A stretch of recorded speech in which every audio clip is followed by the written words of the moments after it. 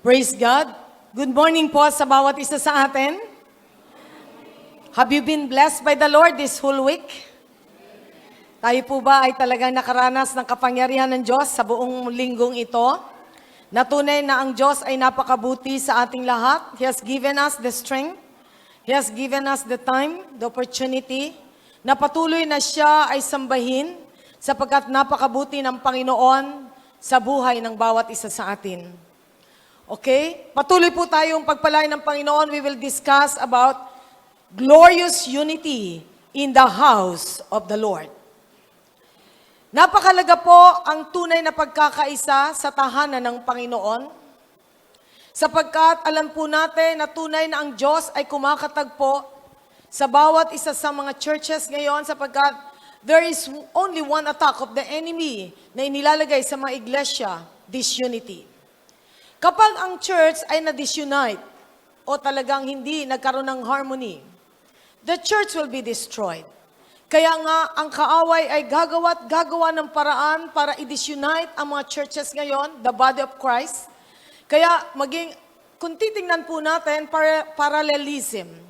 Kung ano nangyayari sa government natin, the corruption, the violence, the immorality that they were doing, ang church din po ay talagang inihelang tulad sa ating, sabi nga, kung titingnan po natin, ang gobyerno po natin ay talagang in chaos dahil sa mga nangyayaring mga kasalanan inside the government. Now, ito ay isang issue sa buhay ng church ngayon na kinakailangan kung nakikita natin sa government natin kung paano talagang yung atake ng kaaway sa kanila. All the more na tayo po ay dapat lalong maging maingat sapagkat gusto ng kaaway na talagang ang church ay hindi maging fruitful, powerful, at talagang maging effective sa mundong ito. Sapagkat we should be an influencer, igniter, inspirer in this world. Kaya kung ito ay magagawa natin, kinakailangan na talagang bigyan tayo at biyayaan ng Diyos ng kapangyarihan. How do we take good care of the church? Paano natin iingatan ng church? Paano natin patuloy na iingatan ng church of the living God? Do we have responsibility for the brethren? Ikaw ba ay may responsibilidad sa bawat kapatiran? Sabi nga po ng kasabihan ng matatanda, sakit ng kalingkingan, sakit ng buong katawan. Kaya nga kung ang kalingkingan ay merong masakit, sino na dito kayo ay nasugatan ng kalingkingan nyo? Ha? Yung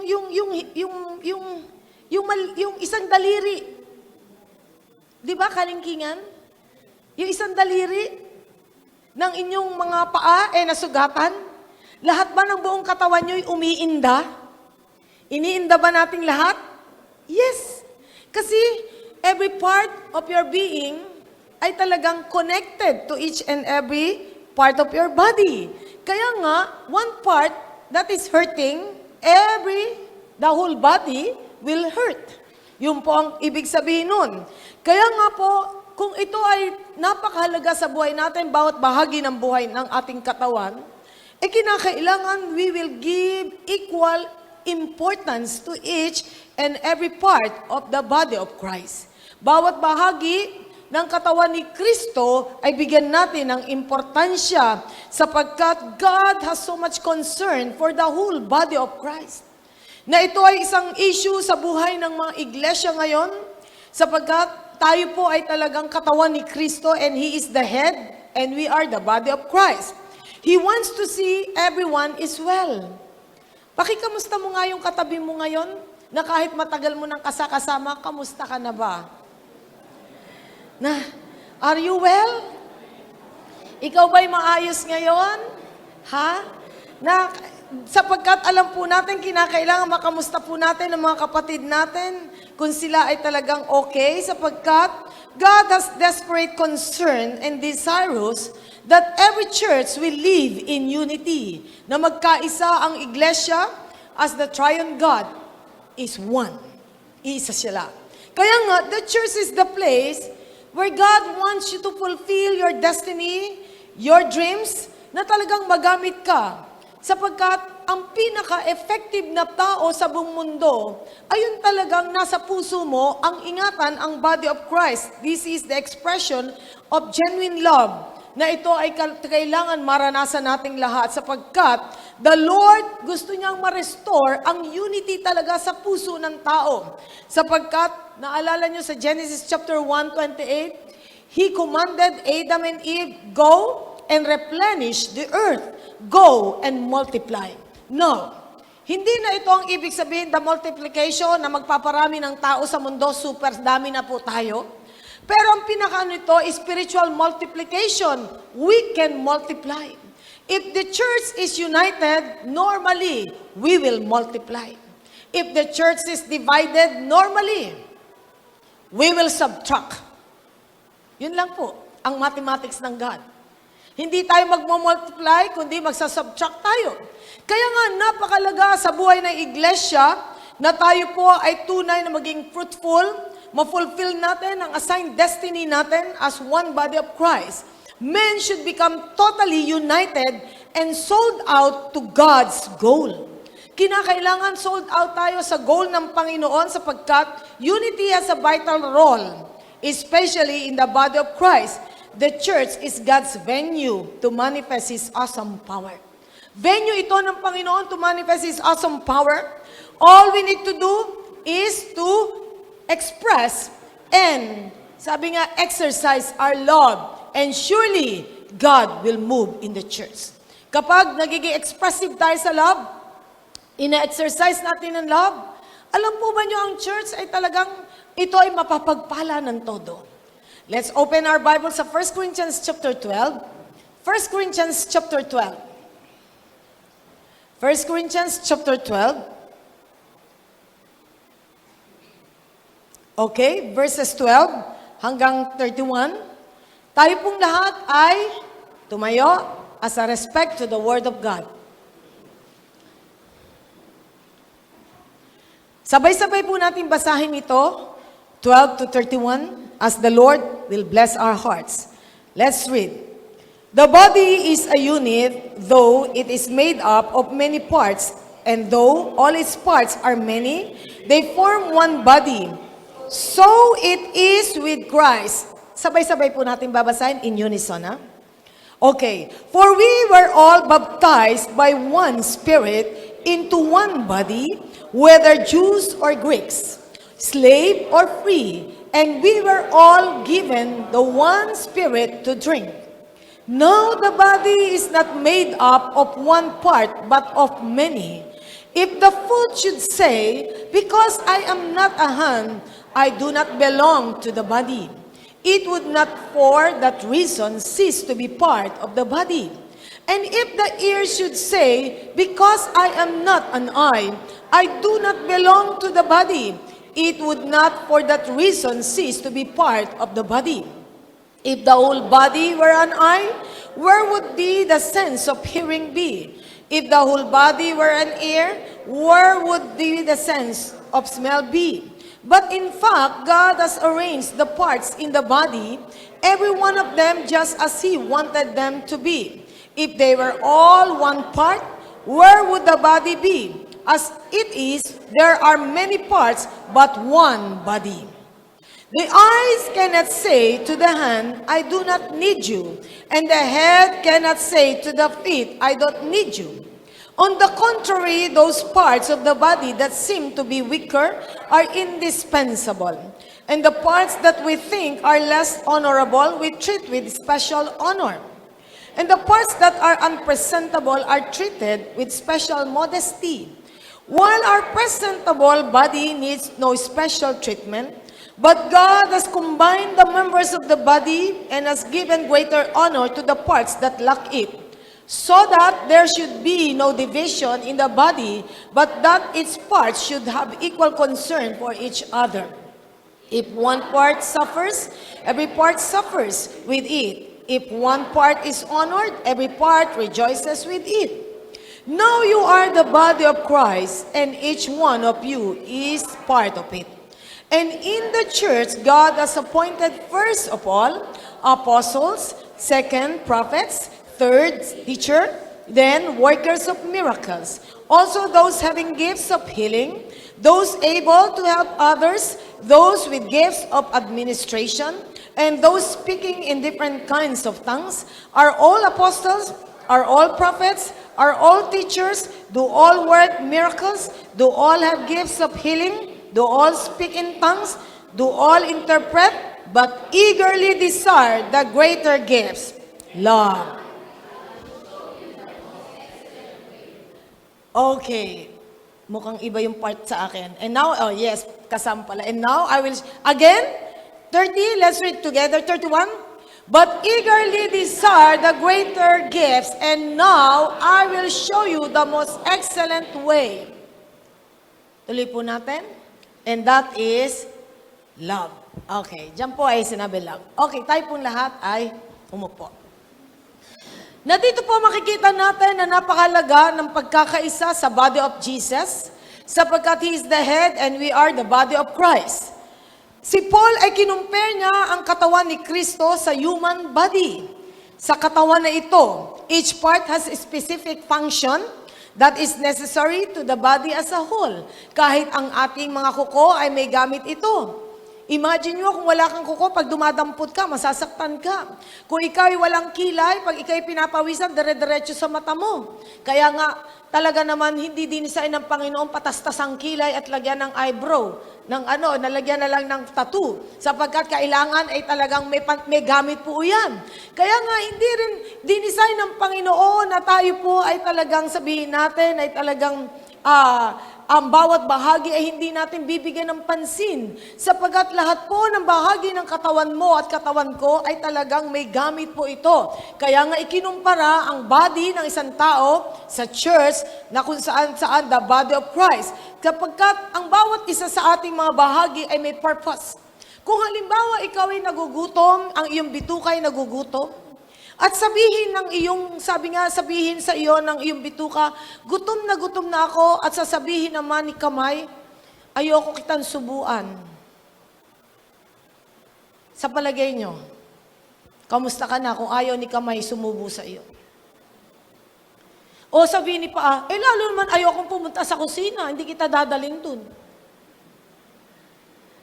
Ano mangyayari pag nagutom na ang bawat bahagi ng iyong, sabi nga kapag ikay nagugutom, manghihina ka.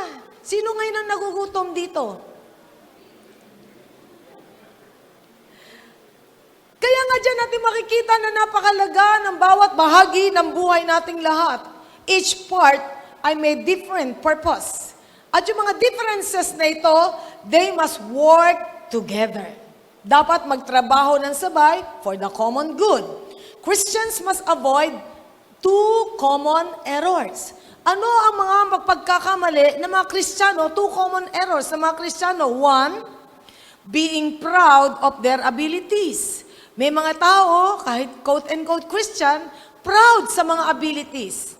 Na para bang indispensable. Na hindi pwedeng mawala kasi yung ability niya ay talagang kailangan.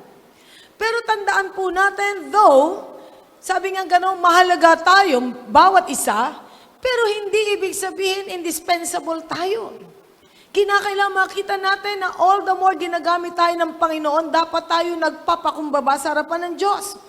Number 2 error naman, thinking they have nothing to give to the body of Christ. Na parang isip naman niya, wala siyang ibibigay, wala siyang bahagi, wala siyang makocontribute na talento. Kaya nga dyan po natin makikita yung spirit na superiority at inferiority. Actually, there's no such thing as superiority complex. It boils down to inferiority complex. Kaya nga yung mga itsurang mayabang, yung mapaproud, akala nyo mayabang lang yan. Pero sa totoo lang, that person is a very insecure person. And mind you, ako, sa tagal ko na sa ministry, ang pinakamahirap pakisamahan, ang pinakamahirap na talagang sabihin natin ayusin, kapag ang tao ay punong-puno ng insecurities. Kapag maraming insecurities ang tao, diyan ka mahihirapan talaga. Maraming iisiping negative, maraming mga complaints, maraming mga ganyan, mga kung ano-ano. Kaya nga, napakasarap na talagang tayo po ay ma-secured with our God. Instead of comparing ourselves to others, sabi nga do not compare yourself to others. Sapagkat yun ang sinasabi ng Bible, we should use yung ating different gifts and talents na talagang bawat isa sa atin ay talagang together we will use it to spread the good news of His salvation. Kaya nga lahat po tayo ay may paggagamitan ang mga talentong ibinigay ng Panginoon sa atin. In the body of Christ, remember this, competition is not acceptable. It is a no-no. Kung meron mang competition sa loob ng church, it is not acceptable. Hindi pwedeng tanggap, hindi magiging katanggap-tanggap yung competing to one another. Ay, mas magaling akong umawit sa kanya. Ay, mas magaling ako mag-drum. Ay, mas magaling ako na-musician. Ay, mas magaling ako mag-preach. Ay, mas magaling ako mag-ganito at mag-ganoon. You know what? It is not acceptable. Yung competition. Sapagkat tayo po ay we are not competing to one another. Tayo po ay enhancing one another. Yung sa mga talent ay binibigay ng Panginoon sa atin. The church is composed of many types of personalities, people, varieties of background, multitude of gifts, and abilities. Kaya nga, magkakaiba. Lingunin nyo nga yung mga katabi nyo kung may kamukha kayo dyan. Sigurado ako, may tatanggi pag nakita mo yung katabi mo, ay hindi, mas gwapo ako dyan.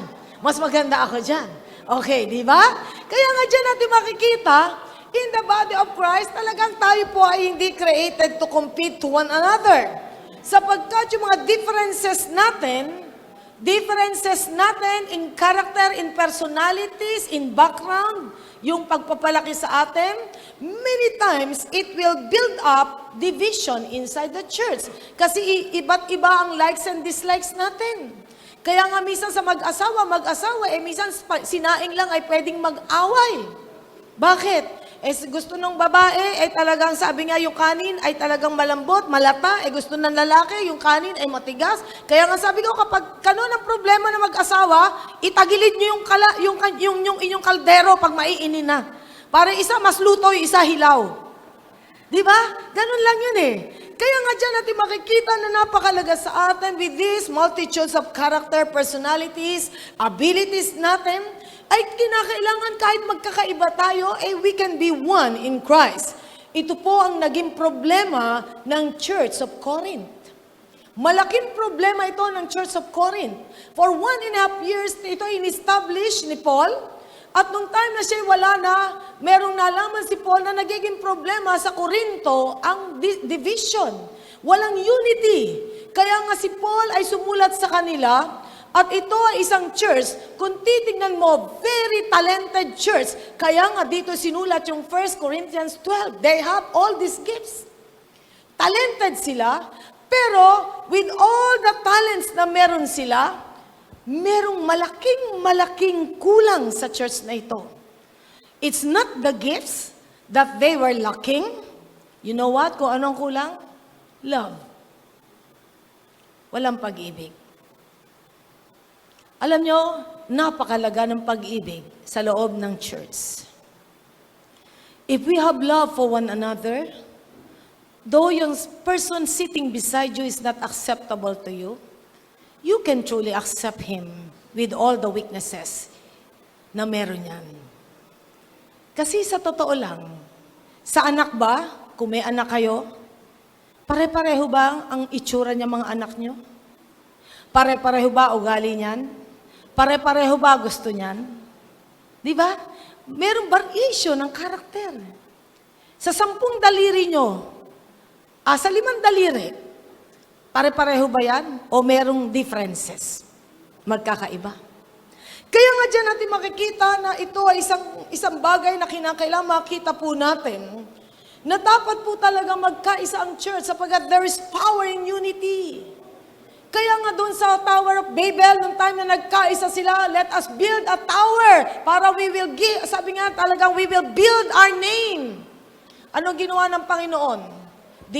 Sabi nga, binigyan sila ng confusion at sila ay nag-iba-iba na ng languages. Doon nag-umpisa yung mga iba't ibang languages at dialects sa Tower of Babel. Sapagkat nakita ng Diyos, there is power in unity. Kaya iniba-iba ng Panginoon ng language para hindi sila magkaintindihan. Na dito po makikita natin, yun lang ang isang issue ng negative unity. Gustong gumawa ng sariling tore. Pero dapat po ay talagang magkaisa po tayo na we will build up the kingdom of God as one body of Christ. Walang mataas, walang mababa. Pare-pareho lang tayo. I need you, you need me. Kaya nga po dyan natin makikita na sinasabi po sa atin mismo ng Bible, all believers have one thing in common. At ano ang one thing in common natin? Love for Jesus. Yun po ang dapat, pare-pareho tayo, pag-ibig natin sa Diyos. On this essential truth, magkakaroon po tayo ng unity in the church. Sapagkat, ang sabi nga ng Ephesians chapter 4, verses 1 to 6, Ephesians chapter 4, verses 1 to 6.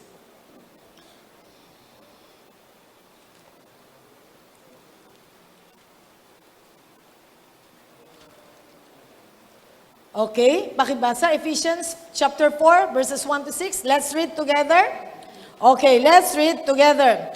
As a prisoner for the Lord, then I urge you to live a life worthy of the calling you have received. Be completely humble, gentle, be patient, bearing with one another in love. Make every effort to keep the unity of the Spirit through the bond of peace. There is one body, one Spirit, just as you were called to one hope when you were called. One Lord, one faith, one baptism, one God and Father of all, who is over all and through all in all. Anong word ang paulit-ulit na nababanggit? One. Iisa. Ano ang napakalagang makita dapat sa ating lahat? One body, one heart. Yun ang dapat, unang point na dapat nating makita. We belong to one body, we must have one heart. Na tayo isang katawan at dapat ay talagang iisa ang puso nating lahat. Iisa ang puso nating lahat sapagkat yun ang gusto ng Panginoon maganap sa buhay natin as believers of the living God. Sapagkat we have one Spirit. We have one God. Live a life worthy of the calling. Paano? Tayo ay magiging, sabi nga karapat dapat sa pagkatawag ng Diyos. Sabi diyan, be humble. Is it easy to humble yourself? Madali bang magpakumbaba?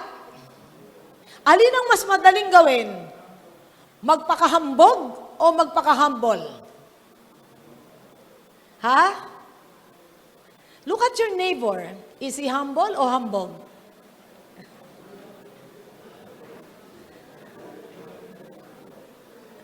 Bakit kayo umuugong?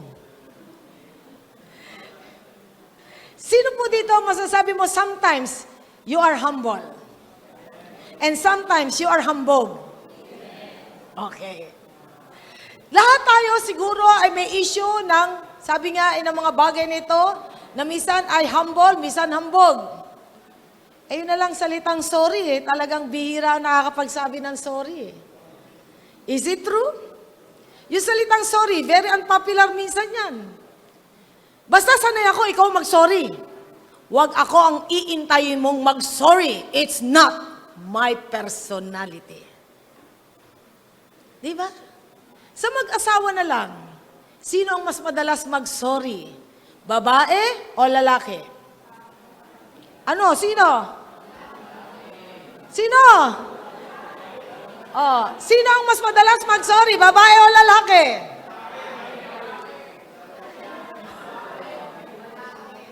Sabi ng mga babae, babae daw. Sabi ng mga lalaki? Lalaki. Ano ang totoo? Lalaki o babae? Okay, hindi ko masyado ano. Sino lang mas madalas mag-sorry? Taas ang kamay. Babae. Taas ang kamay kung babae. Yung mga babae. O, kahit ikaw lalaki, alam mo, asawa mo, mas madalas mag-sorry sa'yo kaysa ikaw. O, sino mas madalas mag-sorry? Babae o lalaki? O, sino? O, ngayon, lalaki, mas madalas mag-sorry.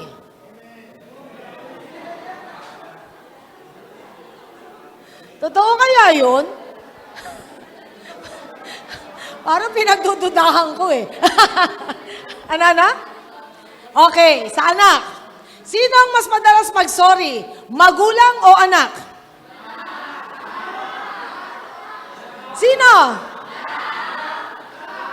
Anak? Sino dito mga anak marunong mag-sorry sa magulang? Taas ang kamay. Sino magulang dito marunong mag-sorry sa anak?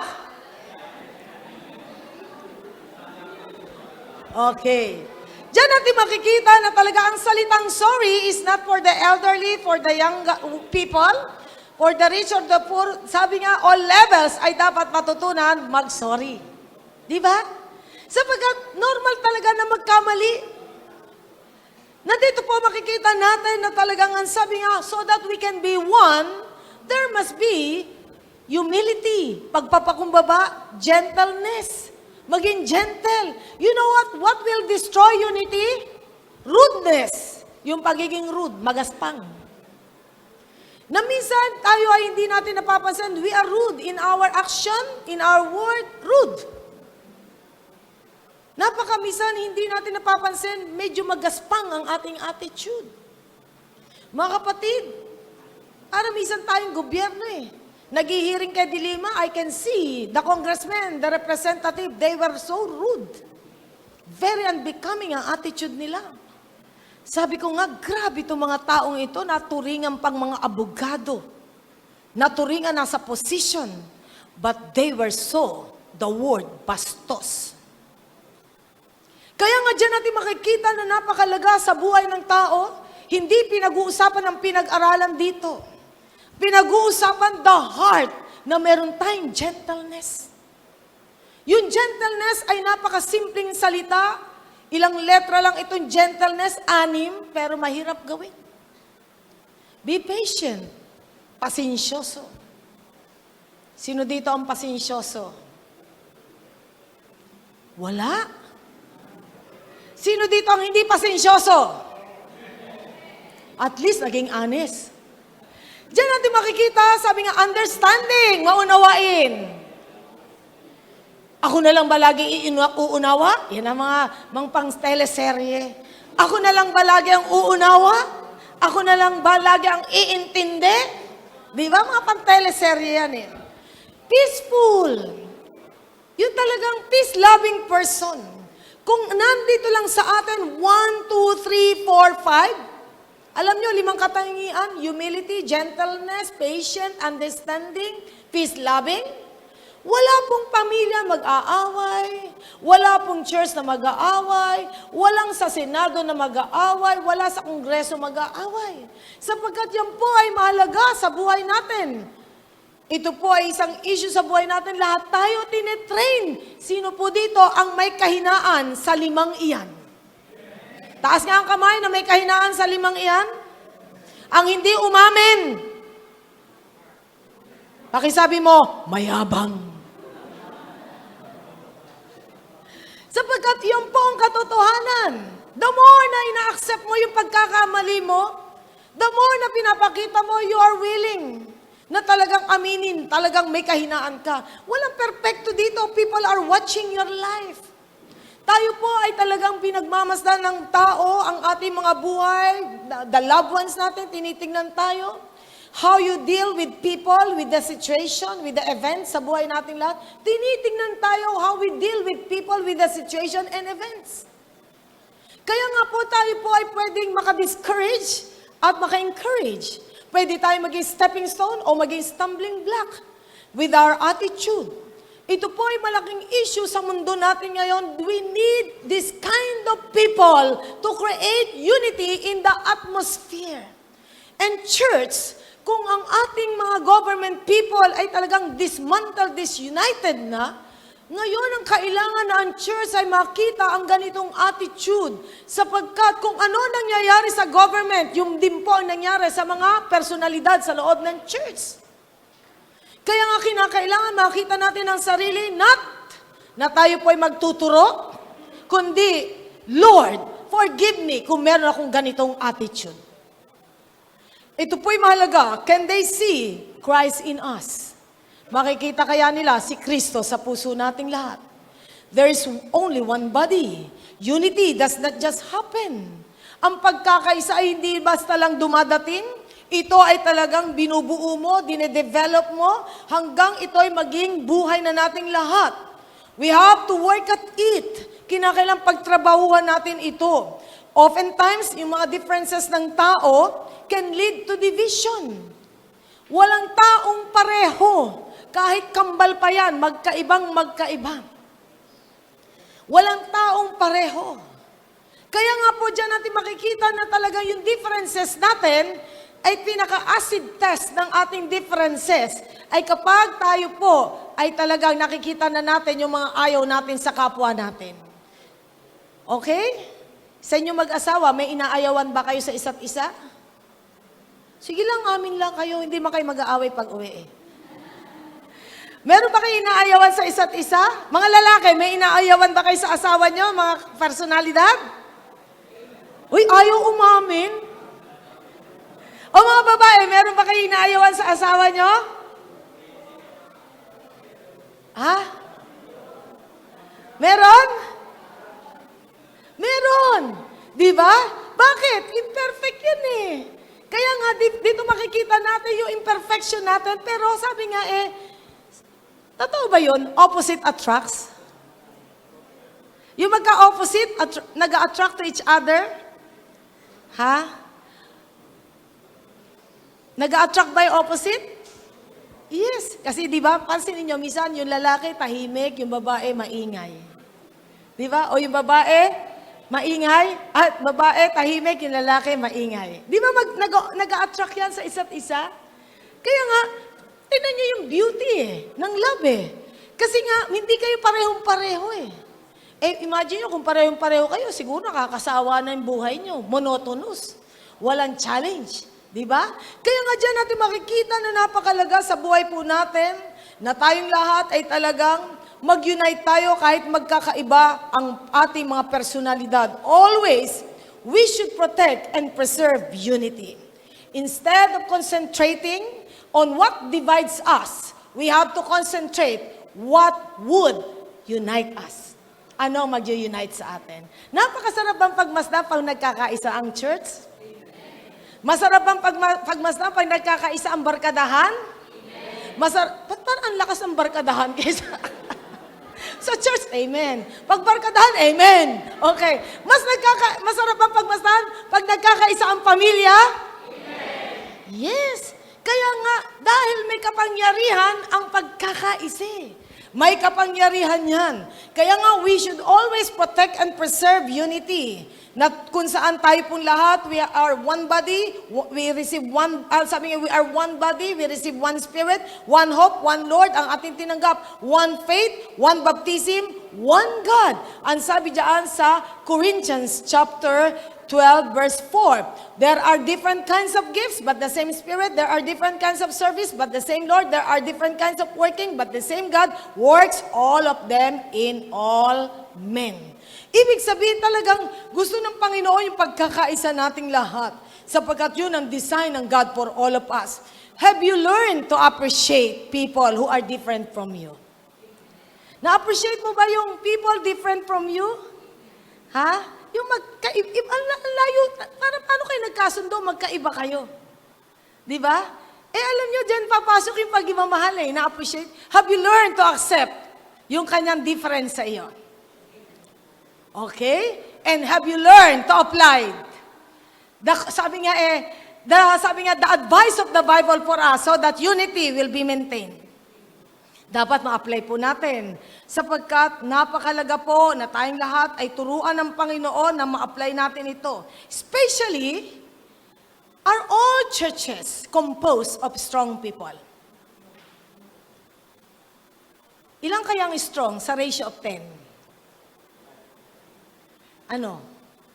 Sa ratio of 10, ilang kaya strong? Ilang kaya ang weak? Are all times you are strong? Many times you are weak? Yes. Kaya nga dyan natin makikita, what can we do sa mga church people na parang mahina siya ngayon? Sipatin mo nga yung katabi kung baka nanghihina yan. Ha? Ano ang gagawin mo sa mga nanghihina? Anong ating responsibility? Tingnan nyo ang sabi sa Romans chapter 15, verses 1 to 7. Romans 15, verses 1 to 7, para doon sa mga malalakas at sa mga mahihina naman.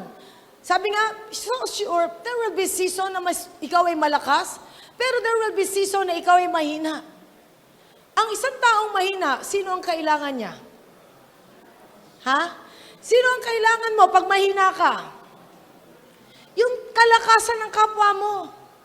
Hindi ba? At yung malakas naman, kailangan mo rin ba yung mahina? May gamit din ba sa atin ang mahina? Yes. Sa mga anak, merong talagang sabihin natin excelling, talagang sabihin natin, talagang speedy, ang kanyang smart, ang kanyang mind. At merong mga anak, medyo slow. Eh kung halimbawa lahat ng anak mo, puro na lang ang bibilis ng utak. Alam nyo, minsan nga, yung slow pa nagbibigay ng unity sa loob ng pamilya. Bakit? Eh walang ere. Subukan nyo mo yung mga matatalino minsan. Ako ang may alam, ako ang may tama, ako nakakalam ng lahat. Many times, yan ang Waterloo ng mga akala nila'y magaling sila. Pero dito makikita natin, ano ang sabi ng Bible sa Romans chapter 15, 1 hanggang 7. Sige po, basahin natin. Sabay-sabay natin basahin. We who are strong ought to bear with the failings of the weak, and do not please ourselves. Each of us should please his neighbor for his good, to build him up. For even Christ did not please himself, but, as it is written, the insults of those who insult you have fallen on me. For everything that was written in the past was written to teach us, so that through the endurance and the encouragement of the Scriptures, we might have hope. May the God who gives endurance and encouragement give you a spirit of unity among yourselves as you follow Christ Jesus, so that with one heart and mouth you may glorify the God and Father of our Lord Jesus Christ. Accept one another then, just as Christ accepted you, in order to bring praise to God. Wow!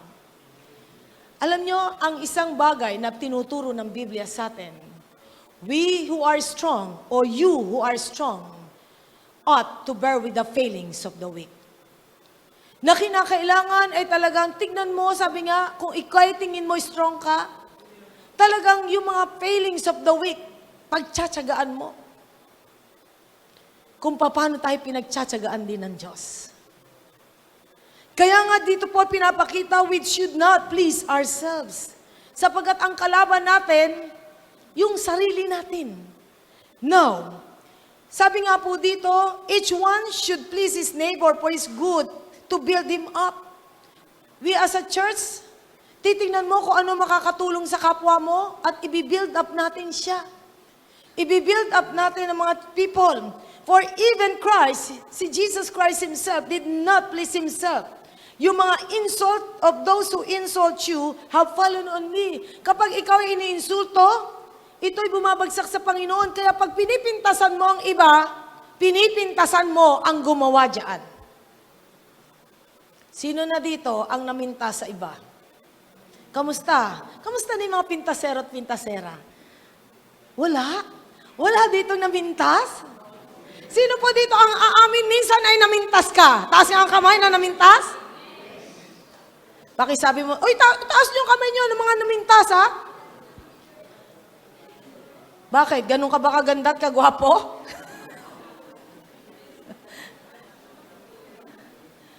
Pero pansinin niyo, lahat naman talaga pwedeng mamintas, di ba? Natrap ba tayo sa mga issues na yan? Kaya nga dyan natin makikita tayong lahat ay may kahinaan. At ang sabi ng Panginoon, yung insulto na binibigay mo sa iba, ako mismo ang tumatanggap niyan.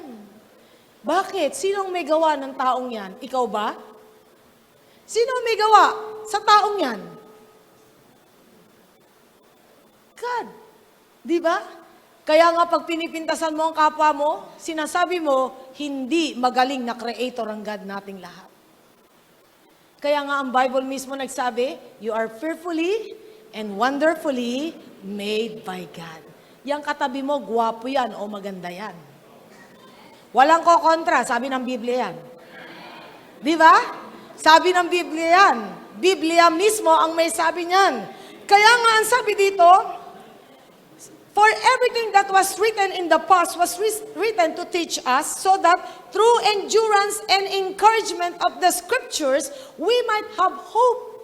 Magkaroon tayo ng pag-asa. Ito po ang pinakamagandang makita po natin sa Spirit of Unity. May the God who gives endurance and encouragement give you the Spirit of Unity. Sapagkat so that with one heart and mouth, you may glorify the God, the Father of our Lord Jesus Christ. We can have one heart, one mouth that can truly glorify our God. Mag-glorify natin ang Diyos. Mag-glorify natin ang ating Panginoon kapag nagkaroon tayo ng pagkakaisa. One body, one heart. If we truly love the church, we will do our best to become united, not to divide the church. We should avoid the sicknesses of the past, the now, and the last days church. Ano po ang past, the now, and the last days church? Problema po ng mga past, the now, and the last days church? Marami ay talagang nahihirapan sa pagkakaisa. Amen? Even the apostles, nahirapan din. Panginoon, pag naghari ka na, ilagay mo sa kanan ito, ilagay mo sa kaliwa. Kaya nga ano ang sabi ng ibang apostol, aba, grabe, inuunahan tayo. Di ba? Kaya nga dyan natin makikita na napakalaga sa buhay natin na tayo po ay magkaisa. If we are the true lover of the church of God, be one with Christ, He loves the church, and ito lang ang sasabihin mo sa iyong kapwa, I need you, you need me. Pakisabi mo nga sa iyong katabi, I need you, you need me. Kailangan natin ng isa't isa. Kailangan natin ng isa't isa. Hindi pwedeng mawala ang isa sa atin. Okay, now, ang sabi nga dyan sa 1 Corinthians chapter 12, na dito po ay pinapakita sa atin na tunay na napakalaga yung pagkakaisa. The body is a unit. Ang sabi dito, made of many parts. Na tayo ay iba't iba, sabi nga, hindi mo pwedeng sabihin ng mata, hindi kita kailangan kamay, hindi pwedeng sabihin ng bibig, hindi kita kailangan paa, hindi pwedeng sabihin ng tenga, hindi kita kailangan ilong. Lahat ng bahagi ng katawan ay kailangan nating lahat. Kaya nga dito po makikita natin, ikaw ay mahalaga, ang bawat member ng church ay mahalaga. Amen? Mahalaga. Kaya nga, hindi aksidente kung saan ka itinanim ng Panginoon. Ikaw ay magbubuo ng missing puzzle. Magbubuo ka. Kaya nga, kung halimbawa, tayo po ay magiging, sabi nga, talagang, alam nyo, sa church, bawal ang pusher. Bawal ang pusher. Yung instead, bakit? Andito lang tayo to encourage. Hindi tayo magpo-push away from the church. Amen? Sabihin mo sa iyong katabi mo, do not be a pusher, but be an inviter. Na hindi tayo magpo-push. Sapagkat lahat tayo ay talagang mag-i-invite. Mahalaga po ito. As a pastor, kaya ang mata ko gumagala, pag tinitignan ko, may favorite seat kayo eh. Parang nabili nyo na yung silyang yan eh. Pagkatapos ng Sunday morning, alam ko kung sino ang tatawagan ko at ite-text ko. Alam nyo, sino narito naka-receive ng text sa akin? Ng tawag? Ha? At yung mga madalas kong text at tawagan, love kita. Yun lang naman yun eh. Kasi kung hindi kita love, ano ba pakialam ko sa'yo kung absent ka? Magliwaliw ka naman sa mundo, hindi kita papansinin. Kaya kita tinatawagan, tinetext, hinahunting, pina-FBI, NBI, Eh para sa ganon, alam ko kung ano nagaganap sa iyo eh. Kaya nga may mga member, mautak eh. Pag a-absent, nauunahan ako. Pastora, bukas po wala ako ha. Parang sinasabi, wag niyo po ako hanapin, wala po ako talaga bukas. At least alam ko yun. Kasi hindi ko alam, baka may in crisis ka, hindi ko alam kung ano nagaganap sa iyo. And that is the beauty of a small church. You know what? Doon mo ma-appreciate ang small church. Nakala mo ay talagang maiinggit ka sa mga big church? Hindi. Kasi pag big church na wala ka na, namatay ka na, binaong ka na, hindi pa alam, ay nandito ba yun? At ang tanong pa, member ba yun? Pero yun ang beauty ng small church. Kaya nga, pakisabi mo sa katabi mo, maliit na nga tayo, pagbutihin natin, huwag mawawala ni isa. Hoy, humanap kayo ng kausap ha.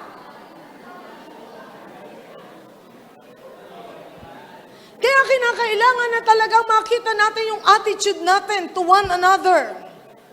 Okay, number 2. Ang sabi dyan sa 12, verse, okay, babasahin natin yung 21. The eye cannot say to the hand, I do not need you, and the head cannot say to the feet, I don't need you. On the contrary, those parts of the body that seem to be weaker are indispensable. Kahit na minsan ang tingin mo dyan sa taong yan, mahina, indispensable yan. And the parts that we think are less honorable, we treat with special honor. Ano ang bahagi ng katawan mo na ayaw mo? Meron ba? Uy, baka sabihin nyo, ay hindi, pang Miss Universe ako, ano? Anong bahagi ng katawan mo na ayaw mo?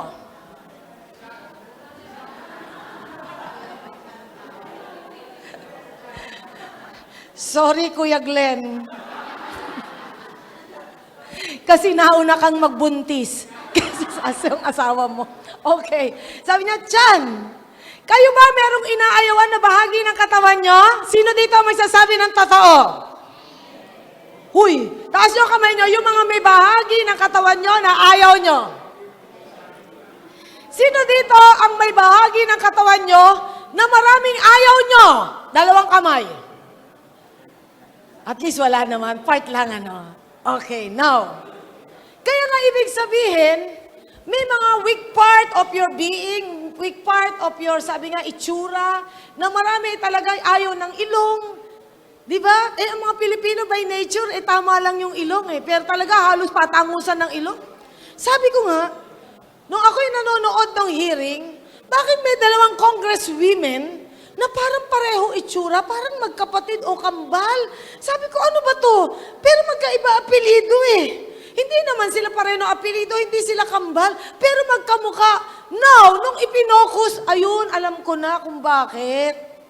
Nagparetoke at yung nagretoke, mukhang iisa. Kaya bandang uli, magkamukha na sila.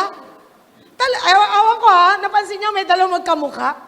Sabi ko, siguro, habang sila siguro isa nagretoke dito.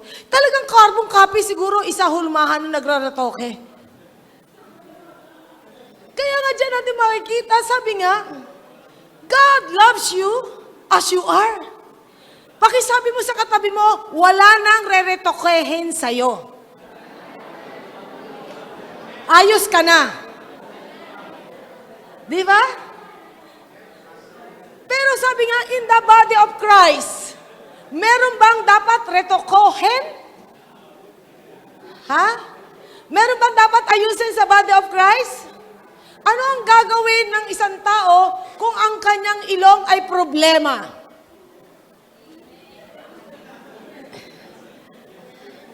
Alam nyo, ang isang tao may problema sa ilong, papansin nyo, laging gumaganon. Para makuha sa hilot. Baka sakaling tumangos pa kahit papano. At yung mga may problema naman sa matang napakaliit, parang laging nagdidilat. At meron naman pagka ang problema katulad ko ay sa height, parang lagi na lang kung gusto mo lumakad, nakatipto. Di ba? Problema eh. Sabi nga minsan na isang kapatid, may kapatiran noon ditong maliit.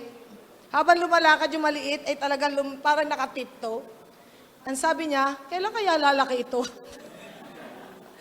Okay, anyway. Pero sabi nga minsan gusto mong baguhin yung bahagi ng katawan mo eh. Pero you know what? Imbis na isipin natin, babaguhin natin ang kapatid natin, ako mismo ang magbabago para sa kanya. Amen? Amen! Ako mismo ang magbabago para sa kanya. Sapagkat only God can change that person. Yung bahagi ng katawan na may problema, tutulungan mo siya ma-enhance siya. Tutulungan mo siya ma-develop siya. Tutulungan mo ma-build up siya. Sapagkat hindi naman gugustuhin ng Panginoon, tayo bilang isang family of God, tayo ang magbabaon, tayo ang talagang tatapak para siya ay hindi na makabangon. Church, you are responsible to build up your brother or your sister. If we will not do that, we will be accountable to God. Amen? Mahalaga yan. Kaya nga po, ang sabi nga dito, 24, okay? While, sabi 23, and the parts that we think are less honorable, we treat with special honor. And the parts that are unpresentable are treated with special modesty. While our presentable parts need to know special treatment, but God has combined the members of the body and has given greater honor so that to the parts of that lack it. Alam niyo what is happening kay Senator De Lima? Sa nakikita ko ha? She is reaping what she sowed. Kasi nung may mga problema doon sa mga kapwa niya politician, parang ang galing-galing niya manduro at ang galing-galing niyang talagang magbaon. Pero, nung siya na ang nando na sa hot seat, alam nyo, na isang araw naalala ko siya, I truly pity her. Isa lang ang naging prayer ko, Lord, magpadala ka ng somebody na talagang magbibigay sa kanya ng tunay na kahulugan ng pag-ibig ng Diyos para sa kanya. Na kahit ganun kaklasing buhay meron siya, do you believe that this woman is loved by God? Mahal siya ng Diyos. Mahal pa rin siya ng Diyos. Nakakaawan taong to, minsan nga nag-iisip ako sa kanya, ano kaya ang history ng taong ito? Bakit siya nagkaganon? Ano kaya ang root cause? Bakit siya naging ganon? You know what? Maraming tao ay kahabag-habag. Na minsan kung hindi mo titignan ang pinag-uugatan ng kanilang klase ng pamumuhay, pag-uugali, talagang meron kang katwiran at meron akong katwiran magalit. Pero pag nakita mo ang pinag-uugatan, mas maiintindihan mo bakit siya ganon. Maraming mga tao mayayabang kasi nakaranas ng kaapihan ng bata pa sila. Maraming mga tao ay talagang nararanasan yung parang pangit na pag-uugali kasi bata pa sila, nakaranas na silang tapak-tapakan ng kapwa-tao. Kaya nga mga kapatid, ito isang issue sa buhay nating lahat. We need to have one love, one Lord. Isang pag-ibig natin, isa ang Panginoon nating lahat. Kinakailangan makita sa atin ang pag-ibig. How important to you is the church? How important are your brethren? If a seemingly insignificant part is taken away, kapag yung insignificant part of the body of Christ ay tinanggal, the whole body becomes less effective.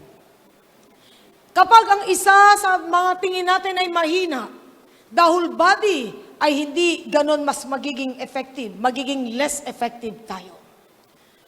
If you pull out yourself naman to the church where God has planted you, where God has destined you to bloom, you are destroying yourself in the long run.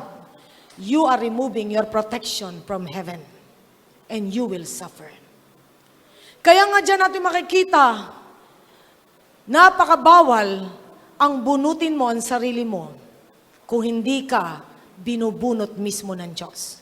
Sapagkat in the long run, as you walk, there will be something that will happen in your life, and that would be destructive. Sapagkat lahat tayo, responsibility nating lahat to bloom where God has planted us. Na tayo dapat mag-bloom where God has planted us. If you hurt the body of Christ, you are hurting Jesus. Kapag sinasaktan natin ang katawan ni Kristo, sinasaktan natin ang Panginoon. If you think your gift is more important than others, it is an expression of spiritual pride. Hindi ito nararapat. At ito ay dangerous kapag pumasok ng spiritual pride sa buhay nating lahat. We should not look down on those who seem unimportant. Hindi natin titignan yung mga parang tingin mo ay lesser than you, na unimportant. At we should not be jealous sa mga giftings ng iba, sa mga merong impressive gifts than us. Instead, we should use our gifts to encourage others, to help others, to strengthen others, sapagkat yun ang kailangan maganap. Sapagkat bawat isa sa atin ay talagang tinawag ng Diyos to become a body of Christ. Sapagkat sabi nga sa 12 verse 11, all these are the work of one and the same Spirit, and He gives them to each one just as He determines. Kung ano ang gift na ibinigay ng Lord sa iyo, ang Diyos ang naglagay niyan. Meron ba sa atin na nakapamili ng gift?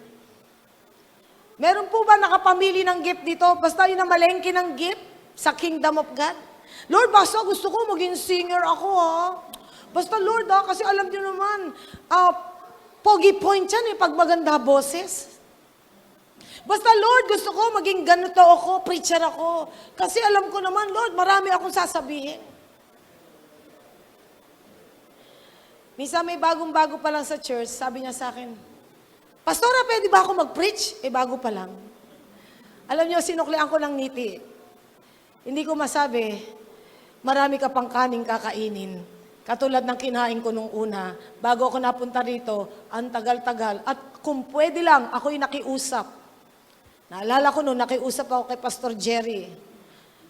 Sabi ko, Pastor, ayoko mag-preach. Kahit ano pagawa mo na sa akin, please. Ayoko mag-preach Pastor, ayoko.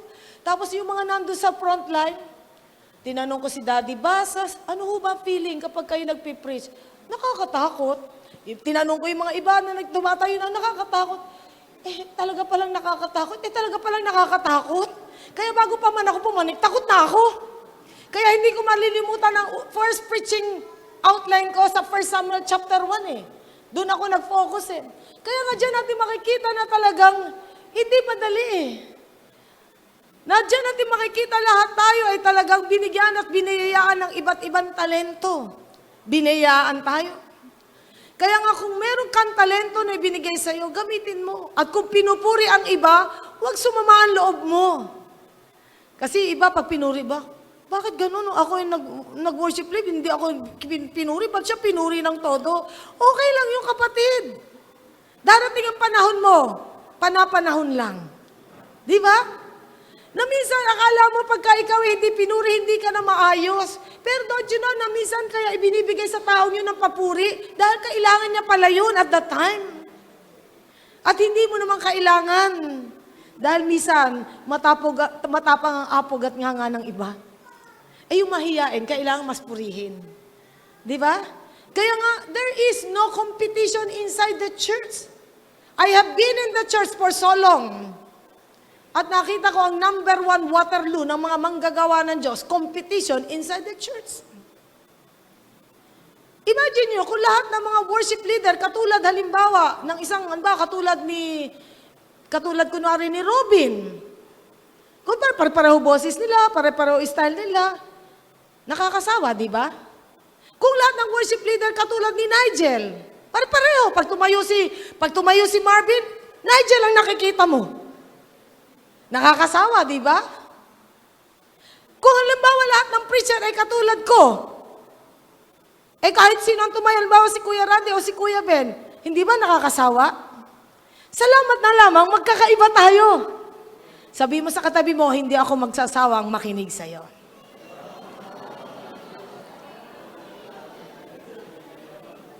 Hindi ba? Kaya nga dyan natin makikita, napakalaga sa buhay nating lahat, ito magiging effective and powerful tayo as we work together as a team. We have to work together as a team. There should not be a missing part. Every part of the body is so important. Even the weakest part of the body, we need them. Not, sabi nga, they are, sabi nga talagang, hindi dapat na talagang tayo ay talagang mabubuhay tayo na komportable na kahit ito, ganito. Hindi tulungan natin sila. Enhancing everyone. Tulungan natin siya na talagang ma-develop ang personality. Treat them with special honor, not with special horror. Di ba? Kaya nga dyan natin makikita, i-treat natin ang isa't isa with special honor. A church is composed of strong and weak, encouraged and discouraged, secured and insecure, faithful and unfaithful, lovable and unlovable. True or false? True. Di ba? Ang church ay kinukompose ito ng mga taong encouraged at discouraged, weak and strong, lovable at unlovable, insecure and insecure. Sabi nga ganun, faithful and unfaithful. Bakit? Ang church ay katulad ng garden. Garden ito, iba't iba nakatanim. At hospital din ito. Meron pang emergency, meron pang ICU, meron nasa ward, at meron pang private, at meron ay talagang recovery na, at yung iba ay na outpatient na. Yung itsura ba ng katabi mo? ICU ang itsura ng personalidad niya, pang ICU? Ha? Pang emergency ba yan? Ha? Pang morgue daw? Okay. Kaya nga napakalaga ito sa buhay nating lahat. Everyone should have equal concern for one another. Ito I want to encourage Anthony. Alam niyo si Anthony, sobra akong blessed sa batang ito Sobra akong blessed.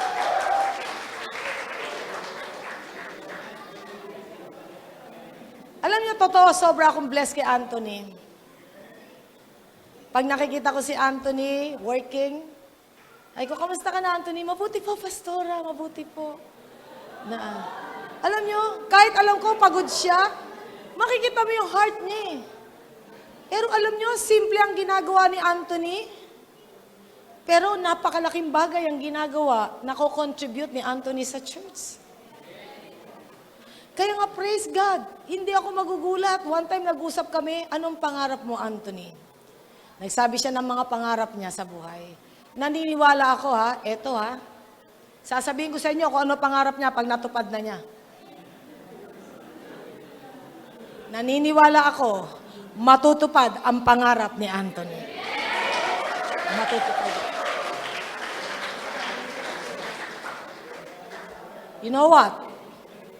The simplicity of Anthony's heart gives dignity in the name of our God. Yung simplicity ng puso ni Anthony nagbigay ng dignity sa pangalan ng Panginoon. Napakahalaga niyan Kaya nga, sa buhay nating lahat, ay malaking bagay po ito. Si Darwin. Si Darwin, many times alam ko, nag-struggle sa family, may struggle sa personal, sa studies. Pero you know what? Many times, pag nag-worship, ginaglance ko si Darwin, nabibless ako sa kanya. Sapagkat nakita ko yung walang humahadlang sa kanyang mga dinadaanan. Andun pa rin yung heart niya for the Lord. Andun yung heart niya for the Lord. And I just pray, you know what? There are so many things we think na parang hindi nyo lang napapansin. Pero alam po ba nyo, yan pala ang kapansin-pansin sa langit. Amen? Yan pala ang pinaka-attractive na puso sa Diyos. Kaya nga, mga kapatid, napakalagi na tayo po ay talagang makita ng Panginoon kung gaano talaga tayo pinahalagahan, na tayo nagpapahalaga maging sa mga kapatid natin. Kinakailangan tayo po, sabi nga, weep with those who weep. Rejoice with those who rejoice. Give care and love for one another. Amen? Magbigay tayo ng pagmamahal sa bawat isa. There is no such thing as individualistic Christianity because no man is an island. No man is an island. Kinakailangan si CJ, kahit pag nasa Marinduque yan, tinatext ko yan, CJ, kamusta ka na dyan? Misa si Ate Marian, pag nagta-travel yan, pauwi na, papuntang Tarlac, Ate Marian, kamusta ka na? Nasaan ka na? Kumain ka na? Sasabihin ni Ate Marian, Tisol, hindi ako si Hana. Sasabihin, misa sila, Tisol, hindi ako si Hana. Alam niyo, palibasa yung bawat each individual, talagang meron kang ano dyan yung concern mo sa mga need ng mga yan Sabi ko nga sa inyo, yung madalas makatanggap sa akin ng text message at call, loves na loves kita, Carlo. Aba, I cannot afford to lose Carlo.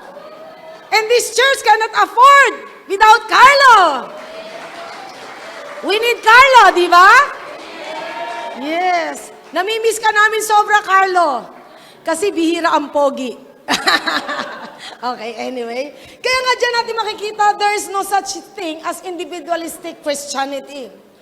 We should stop enjoying our own interests. Dapat hindi lang tayo nag-enjoy sa own interest natin We need to get involved sa buhay ng maraming tao. We have one love, one heart for Jesus. Kailangan natin yan. Kailangan natin yan. And lastly,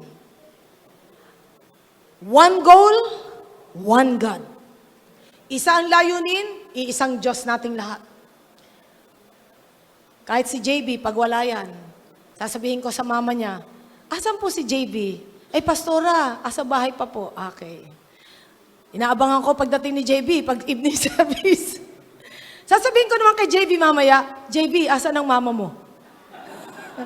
Wala Okay, ganun lang talaga. Hinahanap mo di ba? O ngayon, mga kapatid, pag hindi ka na naghahanap sa kapatid, wala ka nang pakailam. Kayo ba hinahanap nyo yung mga kapatid nyong wala dito? Ha? Naghahanapan ba tayo lahat? Siyempre. Kasi pakisabi mo nga sa katabi mo, hindi kita mahal. Hoy, ba't ayaw nyo sumunod? Sabihin nyo, hindi kita mahal. Hoy, sabihin nyo naman, hindi kita mahal. Mahal na mahal. Amen? Hindi mo siya mahal. Mahal na mahal. Di ba? Mahal na mahal. Yun ang dapat makita sa atin. One goal, one God. As members of God's family, meron tayong iba't ibang pagkatao, personality, but we have a common goal to glorify our God. Amen? One goal natin, mag-glorify ang ating Panginoon. Mag-glorify natin. Dahil sapagkat tayo pong lahat ay nandito para to glorify our God. The variation of gifts and talents are sabi nga, for the common good. Na tayo po ay binigyan ng variation of gifts and talents for the common good. Romans 12:4-8, isulat nyo na lang, Romans 12:3, yan po ay pinakaano natin for the common good. God has given us gifts so we can build up His church. Our goal is to become faithful and to seek ways to serve God and others. Let us be thankful sa mga tao na ang gift ay iba sa iyo. Amen? Kaya nga kahit sa worship team, iba't iba ang gifts nila pag tumayo dito. Yung variation ng style nila, iba't iba yan. Kaya nga ma-appreciate mo yung kaibahan nila. I'm looking forward, CJ, one day, ikaw ay worship leader. Totoo yan. Looking forward ako, CJ, that you will become a worship leader. Amen? Let your strength balance the weaknesses of others. Yung lakas natin ay i-balance ang mga kahinaan ng iba. Si Ate Emma, silent worker. Pero alam nyo, hindi kayo mag-e-enjoy tumingin sa harapan. Lahat yan ay gawa ni Ate Emma. Yan, oh. Lahat yan. Next week, wag kayo magugulat kasi hindi pa kayang pumanik ni Tarzan papunta sa taas dahil may 2 banner na bago na ilalagay dyan. At nung nakita ko, gandang-ganda ako. Ako, titigan ko man yung karayom at sinulid, di ko magagawa yun. Di ba? Pero sabi ko nga, buti na lang yung variation. And you know what? Kahapon, nakita ko yung mga, first time siguro pumunta sa Agape, pati yung mga pastor, na nandito yung 2. Alam ko, gala ng gala tingin nila eh. Parang ikot sila ng ikot kung saan sila Ikot ng ikot yung mga mata nila, tingin sila ng tingin. And I believe, because everyone used their talents for the Lord. Salamat na rin dahil may tagapanik sa trellis para magkabit ng mga ito. Yan yung si Kuya Alan. At si Kuya Sammy, ang taga-banat ng kortina. Kaya banat na banat yan. At pati si PJ ay siya yung talaga pati si Epoy ay talagang kumilos dito. At yung mga nanay, kaya ganyang kaganda yung mga bintana nyo, sila ang naglagay niyan. Kaya nga, bawat isa ay may gamit tayong lahat. At yung mga young people, sila ito. Yan. Kaya nga, sabi ko nga, napakaganda ng church tignan. At tignan nyo, pagka may burden sa church, pati yung Christmas tree nakakabit, yung mga young people, Pastora, pwede po bang ilagay ito? Saan galing yan? Bumili po ako para pandagdag ganda sa Christmas tree. Yan. Tignan nyo naman, nakaka-bless ba? Kaya nga, ibig sabihin mo sa katabi mo, huwag kang mawawala, hahanapin ka naming lahat. Mahalaga ang bawat isa. Mahalaga ang bawat isa. Kaya nga, let our strengths ay talagang maging balance sa mga weaknesses ng iba at tayo po'y maging grateful sa God for giving us iba't ibang mga, sabi nga, talagang mga talento. Together, we can build up the church of Christ sapagkat yung nature ng gifts ay iba't iba. Kaya nga dito binanggit po, He gives, sabi nga to some, He gives wisdom and grace. He gives faith, grace, and anointing power not para ma-execute, katulad halimbawa ng propeta. Ito ay ang prophets, sabi dyan sa first, dadaanan ko lang po, the prophets are often bold and articulate. Yan ang mga merong gift ng prophecy. Bold and articulate. Prophets are often bold and articulate. And then yung apostles naman po are those who do the mission work. Sila yung mga nagmi-mission work. Servers are those, sabi nga, who are in the ministry, enjoying to serve. And then teachers are clear, sabi nga clear thinker yan. Yung na-explain nila ang lahat. Marami silang explanation. Encouragers, those who know how to motivate others. Mga Barnabas. Kaya nga in the church, Barnabas only unacceptable, bawal si Barabas. Amen? Bawal si Barabas, ha? Okay. Kaya nga, may mga encourager tayo, nag-encourage sa bawat isa. Givers are generous and trusting. Yan ang mga givers. Leaders are good organizers and managers. Si Ate Bern, good organizer. Without Ate Bern, how can the church survive? And without Ate Marian, how can the church stay healthy? Kaya nga, tingnan nyo naman. Pagka wala si Ate Maria na 1 linggo, nakapila na ang pasyente. At kahit natutulog, Ate Marian, ano ang gamot sa sakit ng tiyan? Ang problema, yung ibang kapatid, Pastora, anong gamot sa ganito? Napapagpalit yata doktora sa pastora eh. Okay, anyway, buti na lang swak ang naihahatol kong gamot sa kakapanood ko kay Ate Marian. Okay, anyway. Kaya nga dyan natin makikita, those who show mercy, they are caring people in the church who are happy to give time for others. Yan yon. And those who have gifts of miracles, they have the gifts of healing, who can truly exercise faith. But we should eagerly desire the greatest gift of all, and that is love. Our spiritual gifts are not for our own advancement, but for the kingdom advancement, for the edification of the church. Love makes our action and gifts more useful. Amen? Kaya nga salamat. Love is the greatest of all the human qualities.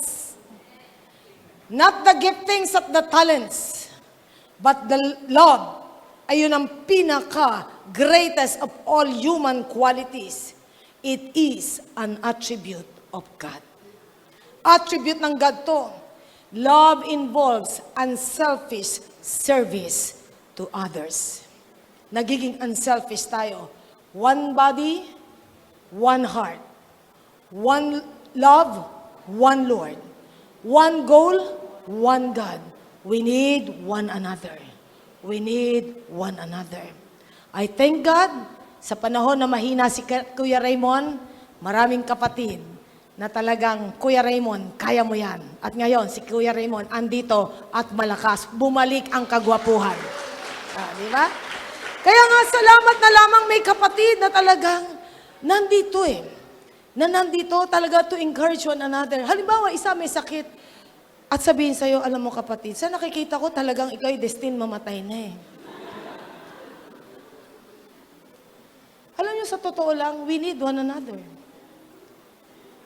Huwag natin patayin yung gusto pang ng Diyos na mabuhay. Amen?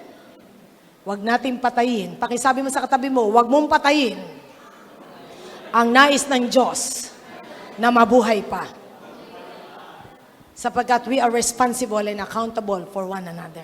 Amen? Kaya nga, napakalaga sa buhay nating lahat. Alam niyo, natuwa ako sa young people with all the efforts that they are doing. Natutuwa ako. Ako yung naging concern nga para sa kanilang gawain sa December 2. Sabi ko, December 1 is our anniversary. Pagod na pagod tayong lahat. Pero sabi nyo, hindi, Pastora, gusto po namin tulong sa church. Parang dinner for a cause. Sabi ko, kung konti lang naman ang tutubuin nyo, parang ayoko yata makita pagod na pagod kayo. Hindi po, okay lang po, Pastora. Maglilingkod, magse-serve na kayo, kakanta pa kayo, sasayaw pa yata kayo. Kulang na lang, kumain sila ng bubog eh.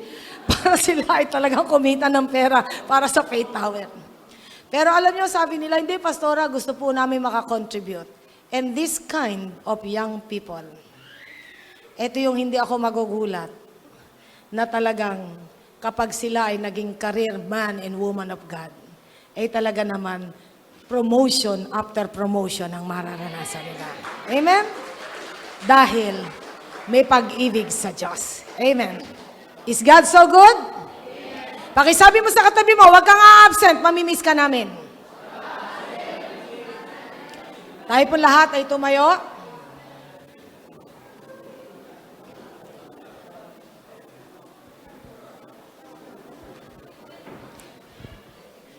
Do you believe?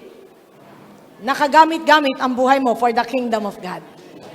May paggagamitan ba ang Diyos sa buhay nating lahat?